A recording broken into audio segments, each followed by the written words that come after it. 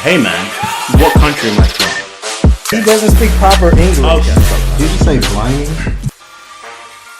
Yeah, man, and here we are. This is another episode of the Knobheads podcast, and we have New and improved Knobheads podcast. As you guys can see, we have like a whole cut me off. So we picture have background video. We have a picture background. This is my apartment background.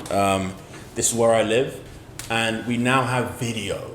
And that's it. That's the announcement. With the I guess the what would you call it? The structure of the podcast. I want to do like some shooting the shit like we always do, but then I want to get into like I guess first of all we have one topic, and then also we have some questions from this site called girlsaskguys.com, which girls and guys ask some interesting dating questions that we can I guess shed some light on. Absolutely. Our opinion, and I think that might be interesting. And of course, the viewers as well can shed, some light on their opinion of the dating questions as well. Absolutely. So without further ado, the topic today, I guess first of all, let's introduce ourselves. This is Charlie Rip Shorts Miller. Okay, Charlie Miller, and my name is David Ekunno. We are your hosts, and this is the Knobheads podcast. And this may be the best episode that you probably will ever hear. This will be the best episode. This you need will to say it with be. your chest, you know bro. what you say? Say it with your chest. You brought out the little white ass beater nigga. today. Say it with your chest. Say it with your chest, little ass nigga. That's what I'm saying. Okay, the levels on that were high. I hope you guys' ears aren't ringing, but it is what it is. We got excited, right? Okay, so slut shaming is the topic that I did want to bring up with you today. Brought to you by David's personal vodka cocktail. What do they call them? Not wineries. What do they call them if it's a mixed drink? A cocktail? Oh, cocktail? Yeah. Yeah. This is my mixed drink, and tell the viewers how good this drink is. Go ahead. Out of 10. 1 through 10, I'd give it a 6.5. You wouldn't. I'd give it a 6.5. Tell the viewers why you gave it a 6.5, please. I gave it a 6.5 because Tell the people why you gave it a 6.5. honestly, it could have been a little bit better. I feel like this drink was like sitting on the counter for 4 days. Wow. So It's interesting you say that, because it sounds like you're saying that because you made me food and it took me 4 days to get it. You had to leave it in the fridge for 4 days. And then when I ate it, I gave it a 6.5. Now, you know what you guys can do in the comments? You can tell us also if you cook somebody food and they don't eat it till 4 days later. It's 4-day-old food. Would that or would it not affect the taste? Do you guys believe after 4 days it affects the taste? Please let us know. so the real question, Even though it was better than the 6.5 even after 4 days, but well, yeah. debatable, right? What we will say, the question is, obviously it affects the taste after 4 days, but does it affect it so much that, I don't know, would it be a whole point better if it was on the day? Okay, I was Or about would to it be say more than a point better? he said, okay, it was 4 days old. I'll give you that. It took forever to pick it up, so I'll give you half a point. I'll give it a 7 out of 10. That's what he said. He was like, I'll give you a 7 out of 10 on the I food. did, and that's very generous. So you're welcome, bro. Very generous. That's generous? Yeah. I Give you a cook whole half a point I more. cook 8s and above. You I make cook no- 8s and above. No, people say they do stuff, and maybe they don't, maybe they do. You know what I'm saying? But okay, it was good food, and I'm thankful that you cooked it for me in the first place. And Even though I cooked you food first, and it was way better, and you gave me more than 6. But thank you for cooking me food. It was great. Maybe next time you'll do better than a 6.5 or a 7. You can suck my dick. How about that? You can.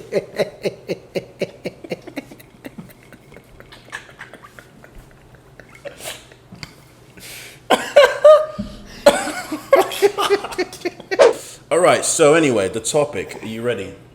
Let's get it. All right. So slut shaming. Slut shaming. First of all, let's go ahead and define slut shaming. What do you believe slut shaming actually is?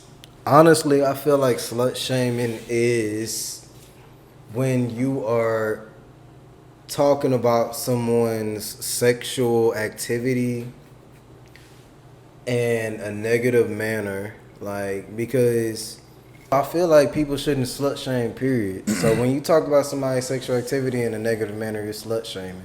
Like, Okay. just anytime you talk about it in a negative manner.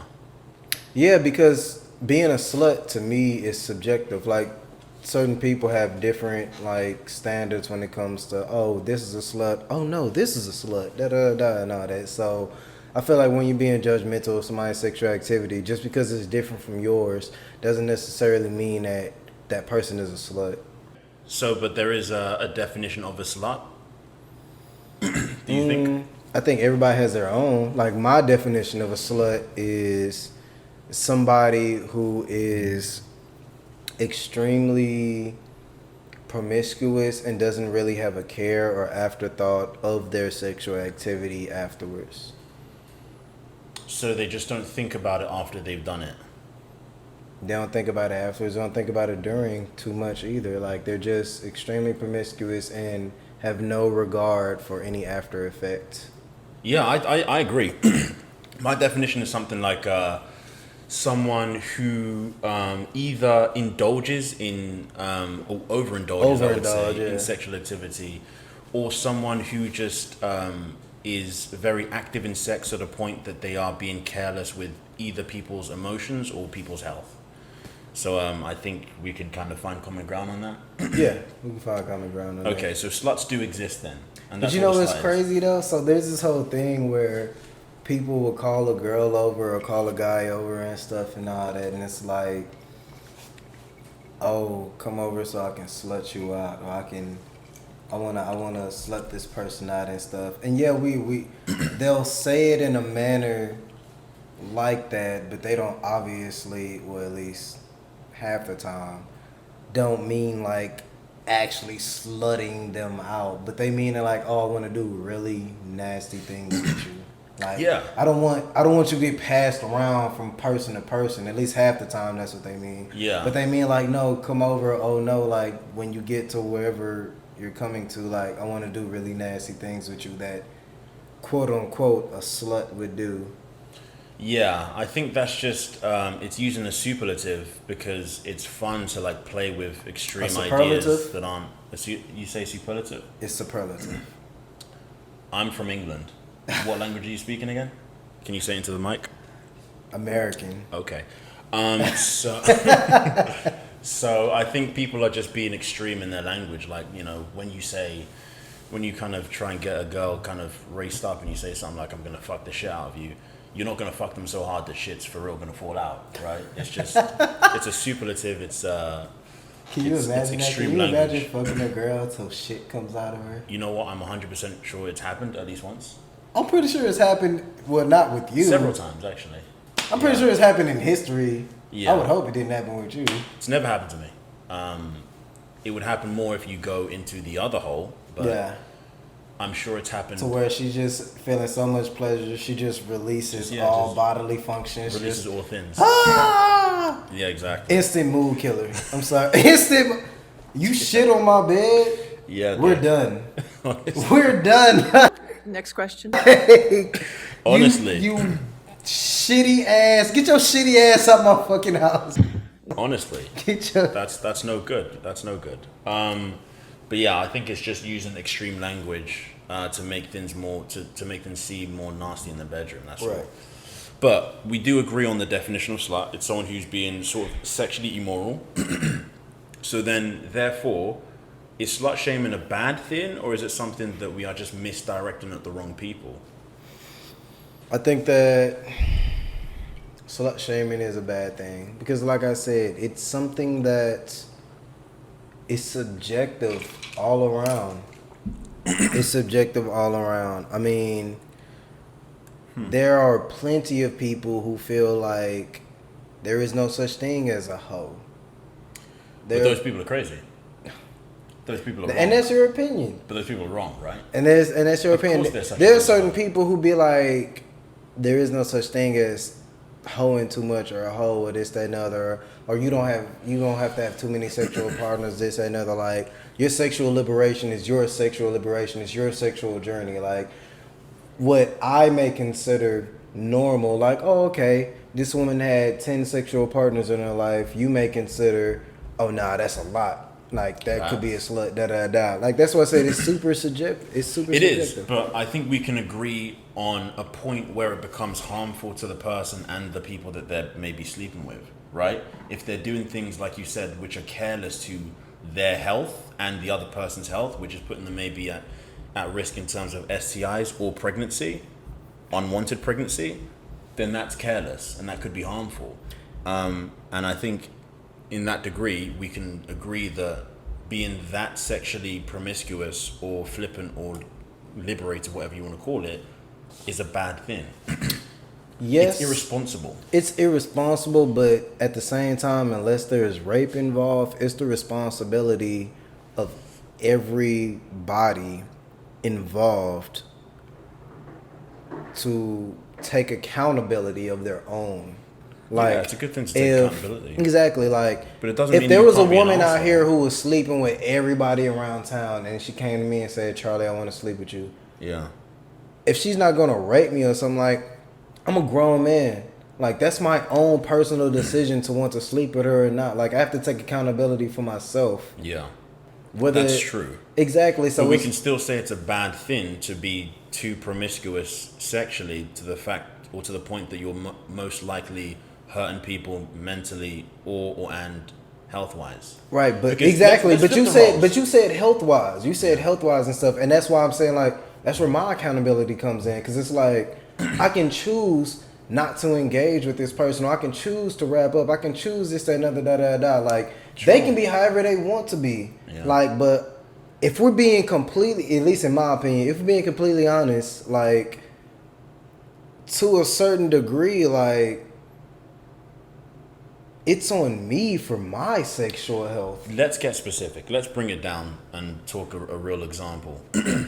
If a woman is sleeping with you and multiple other partners, there's a chance that some of those partners, if it's all unprotected, could have STIs. Right. So if she's sleeping with you and other people, and you know that she's sleeping with you and other people, are you going to ask the question, are you sleeping with them raw? Are you having unprotected... Are you going to ask those questions? Yes. So, okay, fair enough. She might lie. She Right. might bend the truth. She might Right. pretend she's not really sleeping with other people. Right. But she is. Right. Now, if she's being that irresponsible, there is a chance that she can get something from someone else, pass it on to you. Right. That's bad behavior. That's It harmful. is. That's bad for And business. it's very difficult for you to protect yourself because you don't even have all the information. Right. But anybody could say anything. So where is that test? I True. need results. Okay. Where is that test? I need results. That's why I said there's accountability personally for everybody, because if everybody just wanted to be 100% accountable, we would all the time be like, I need a test. This, that, and the other. So let me give you another example. That's good. That's fair. I mean, do you do that every single time because that would mean every single time you sleep with someone, not just every person. Every single time you sleep with someone, you have to do a test and make sure that it's up to date, like you're a porn star, because you don't know who they just slept with. Right. You know, between I mean, now and the last time they slept with you. I mean, I'm not gonna cap and say that like Because every single time. that'd be ridiculous. I'm not gonna cap and say every single time, but that's where my personal, once again, it's my choice. My personal level of trust in these individuals are like, okay, what is your test? You got tested then. Yeah. And you say you only messing with me. My personal trust in you believes your word. Now, if you happen to lie to me or this, that, and the other, like, then that's on me because I chose to believe you and stuff and all that. But at the end of the day, I am like asking these individuals like, hey, when the last time you got tested? I can tell you right now. I can tell you right now, my last, like, cause anybody who knows me knows like I don't just go out here be fucking hella people and stuff and all that at the same time. I can remember my last 3 partners. Mm-hmm. My last 3 partners in life and stuff have all been tested, like when I was having sex with them and stuff, and it was all good. Recently? Like during that time, because I only have sex with one person at a time. During that time, But what if you're with someone, maybe even in a relationship, and you're sleeping together, you know, time and time again for a long period of time? then how many times are you going to make them get a test? Are you going to make them get a test periodically, like every 3 months? How are you going to do it? I honestly feel like that's fair. If y'all aren't together, that's the responsible thing to do. If y'all aren't together, yeah, every 3 months. Okay. If y'all are, if you are together, right, and you have exclusive this, that, and the other every 6 months. Okay. So then, I mean, do you think that's fair? That's fair. That's very responsible. I think most, when I say most, I mean the average person wouldn't do that because it's so responsible that it takes a lot of work. It's not that much work. It's not that much work to get tested. Okay, I guess it just seems It's, like, I was about to say, like a whole thing. it's twice a year. Like it could be twice a year, or if you do it every 3 months, 4 times a year. No, you're like, right. You're right. I think it's not that hard, bro. I think that's the responsible something that thing to takes do. like an hour or two to do. Like, yeah, but I think I mean it depends on your relationship. But that might call into question. Oh, so you don't trust me? You think I have to take a test because you think I might be sleeping with other people? And I say to those people, if your partner says or has a problem with you asking for test results or this, that, and the other, you need to immediately stop having sex with them. Immediately stop having sex with them, because if they truly had nothing to hide, it wouldn't be a problem. I suppose.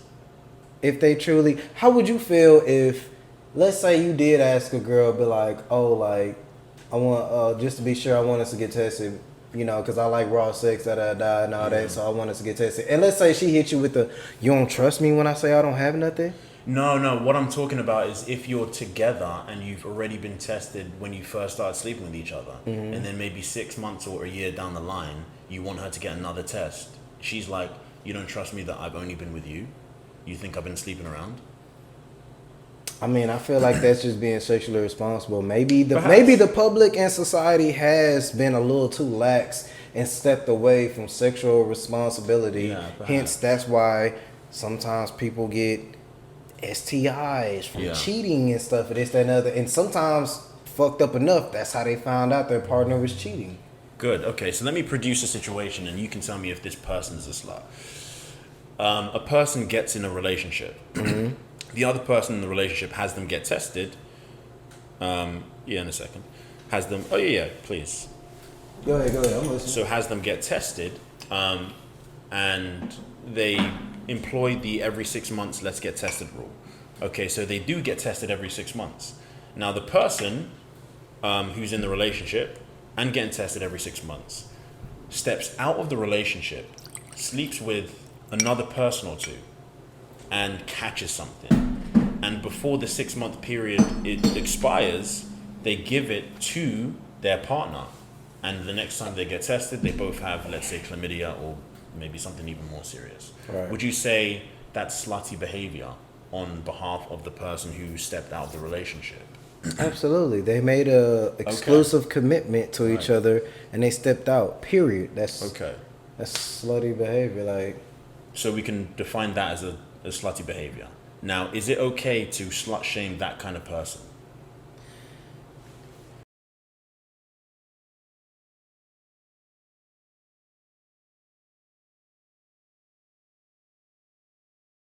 I feel like yes, because they stepped out on an exclusive commitment.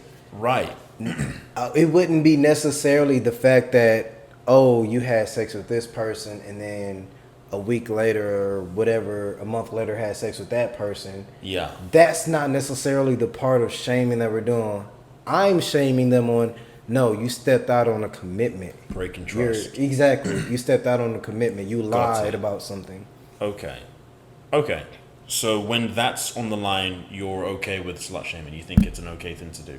Because it makes sense. If someone did something wrong, to criticize them for it is fine. I feel like, this is my personal opinion, I feel like yes, but at the same time, and this is just me, I'm not God, like, who am I to judge people and stuff and all that? Even when it comes to their cheating and this, that, and other, it's like 100%. I can have my opinion. Yeah, I'll give my opinion. I'll be like, yeah, that was fucked up. You shouldn't have did this, that, and other. You lied, you cheated. But at the same time, like, But if you were God, would you remove the idea of other people being able to slut shame someone who did something like that? Would you say that's the wrong thing to do? Would you kind of try and remove it from society? Would you be in those movements that say, stop telling people who cheat on their spouses and give them STIs when they get back to fucking, stop telling those people that they're doing anything wrong because they can do whatever they want with their bodies? Would you be part of that rally? Yes.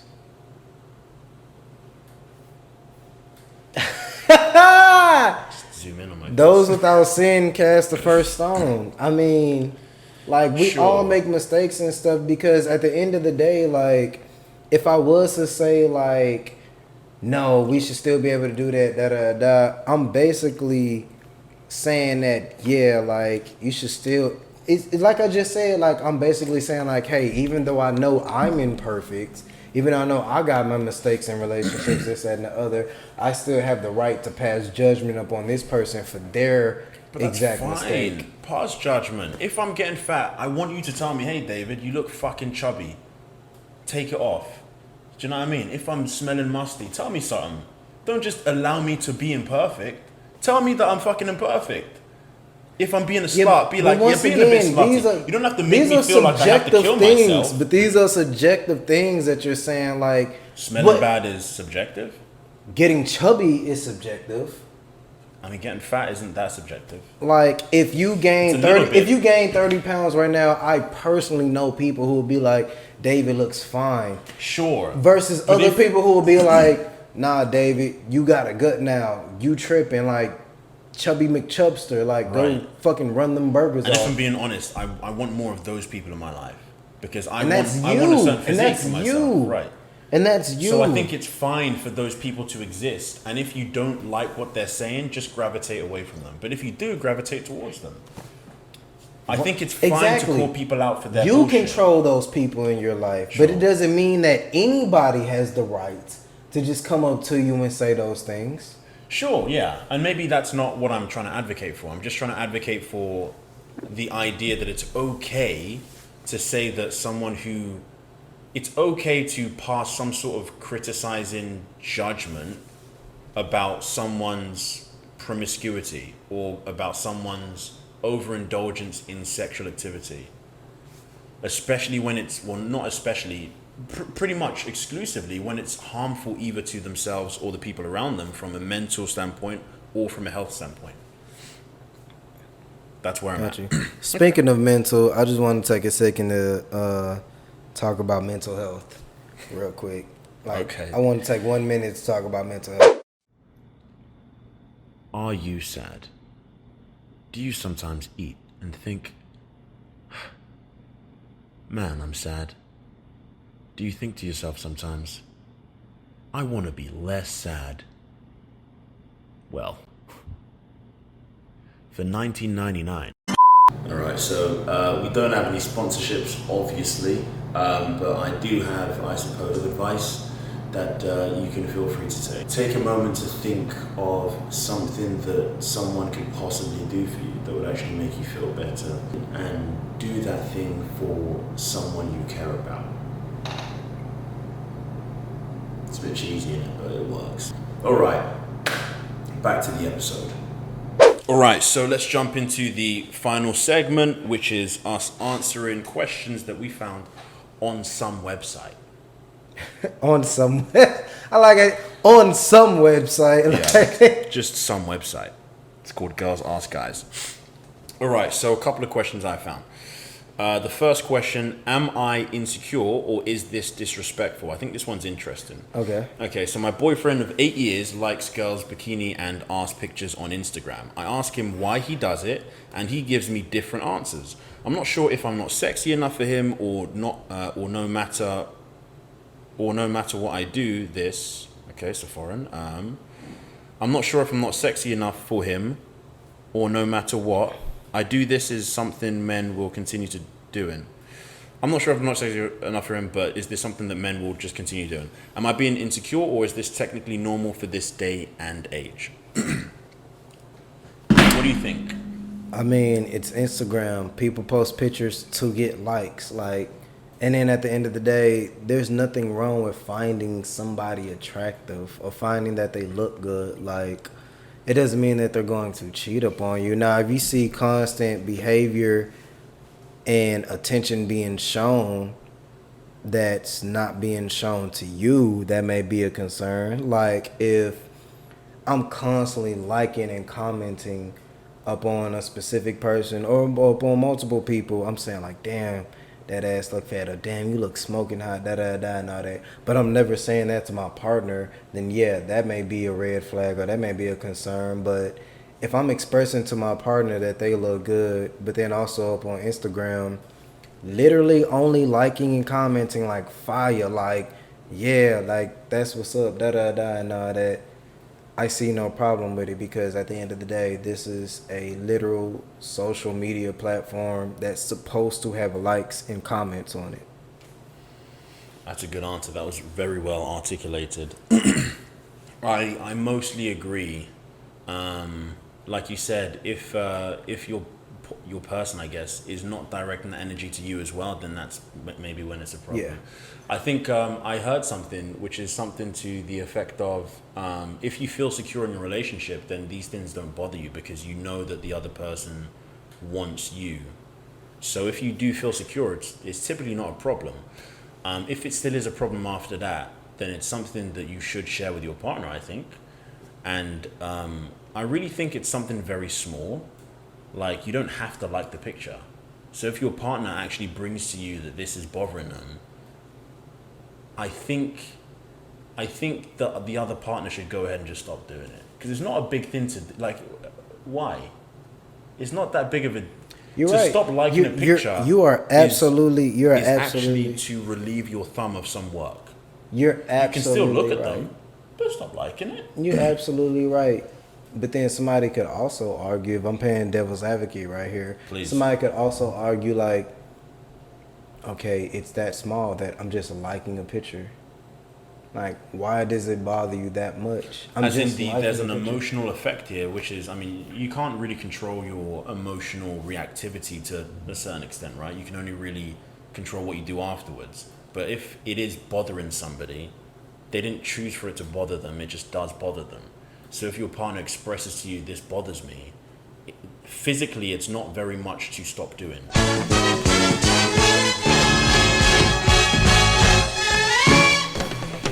Overall, don't slut shame, because it's a subjective thing to me. You know what I'm saying? And then on top of that, if you're doing something that bothers your partner and it doesn't bother you too much to not do it, then don't do it. Yeah, I agree with you on the dating question.